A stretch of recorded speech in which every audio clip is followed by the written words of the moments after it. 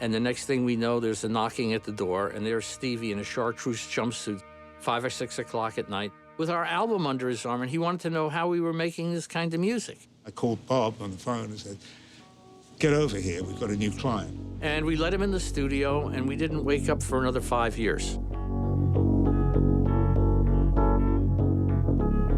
A boy's born in hot time, Mississippi, surrounded by four walls that ain't so pretty. Steve walked into that studio. He had so many songs in his head that had been pent up in there for so many years. I don't know. Motown had him on a formula.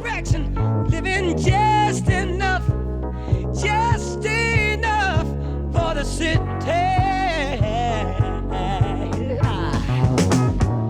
His father works some days for 14 hours, and you can bet he barely makes a dollar.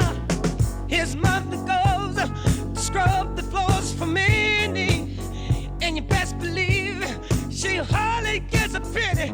Living just enough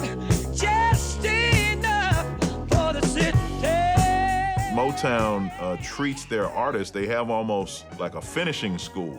So the way the artists dressed, the way they performed on stage, all cultivated so as not to offend what were considered mainstream white sensibilities.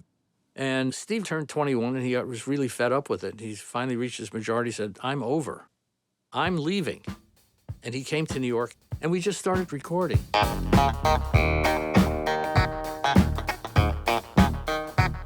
It was like they were working on Frankenstein. I mean, just up all day, all night, and coming up with these nuances and timbres. Very superstitious.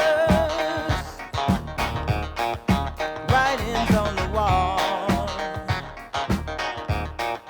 Very superstitious. One slight touch of a button could give you a whole nother color.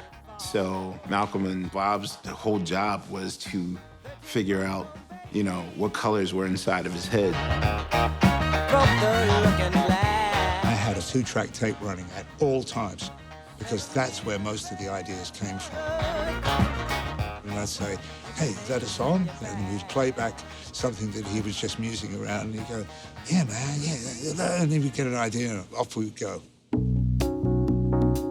We recorded well in excess of 250 songs. When we finally got to making an album, we said, "Oh, we'll take this one and that one." And somehow, for 5 years, we could do nothing wrong. Every record we touched turned to gold. You are the sunshine of my life. Grammys, platinum, gold. That's why I'll always be around. Stevie Wonder was able to take all the innovations and then just bring it to a level that was so simple to understand, was funky enough for soul people and rock people and music lovers in general to appreciate it. That's hard to do. I feel like this is the beginning.